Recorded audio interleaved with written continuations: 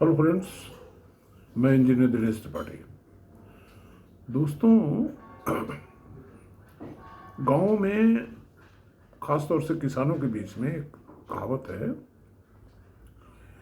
कि बेटे तीन प्रकार के होते हैं।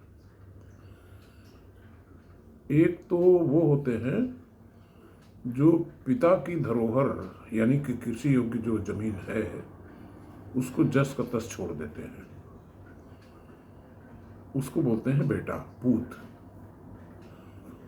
दूसरे वो होते हैं कि जो धरोहर में थोड़ा ऐड ऑन करते हैं, यानी कि मान लीजिए 5 बीघे जमीन है और उन्होंने 2 बीघा कहीं से और खरीद लिया, तो उनको गांव की भाषा में सपूत कहा जाता है। और तीसरे वो होते हैं जो अपनी धरोहर संपत्ति को बेच डालें, उनको कहते हैं कपूत। तो ये जो हमारा पेट्रोलियम प्रोडक्ट है, जो फॉसिल फ्यूल जिसको बोलते हैं, इसको हमें धरोहर के तरीके से ट्रीट करना है। यानी कि फॉसिल फ्यूल जब आपने जला दिया तो कार्बन डाइऑक्साइड निकली, थोड़ी एनर्जी निकली और आपकी ये धरोहर संपत्ति जो है नष्ट हो गई।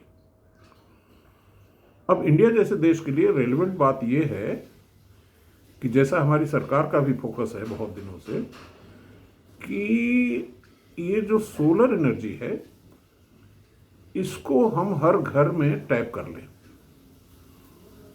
तो बिजली जो हमारी फॉसिल फ्यूल से बन रही है उसमें उतनी कटौती हो जाएगी, उतनी कमी हो जाएगी और हमारी धरोहर बच जाएगी।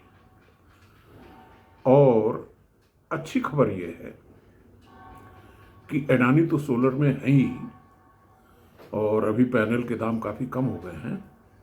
अच्छी खबर यह है कि अब रिलायंस समूह, अंबानी समूह भी सोलर में घुस रहा है या घुस गया है। बहुत जल्दी ही 14 रुपए पर वाट के पैनल आपको मिलने लगेंगे। तो मेरा ये संदेश है सबको कि वी शुड थिंक अबाउट, अच्छा, जैसे ही हमने सस्टेनेबल एनर्जी अडॉप्ट कर लिया और पेट्रोलियम प्रोडक्ट खासतौर से इंपोर्टेड क्रूड पे हमारी डिपेंडेंस कम हो गई, वैसे ही हमारा जीडीपी बढ़ जाएगा। क्योंकि जीडीपी भारत के सीमाओं के अंदर जो उत्पादन होता है उसको काउंट करने में होता है, और जबकि क्रूड जो हम बाहर से मंगाते हैं वो हमारे जीडीपी में नहीं आता है। तो अर्थव्यवस्था में बेहतरी के लिए ये जरूरी है कि we should opt for sustainable energy and most importantly solar energy. Thank you.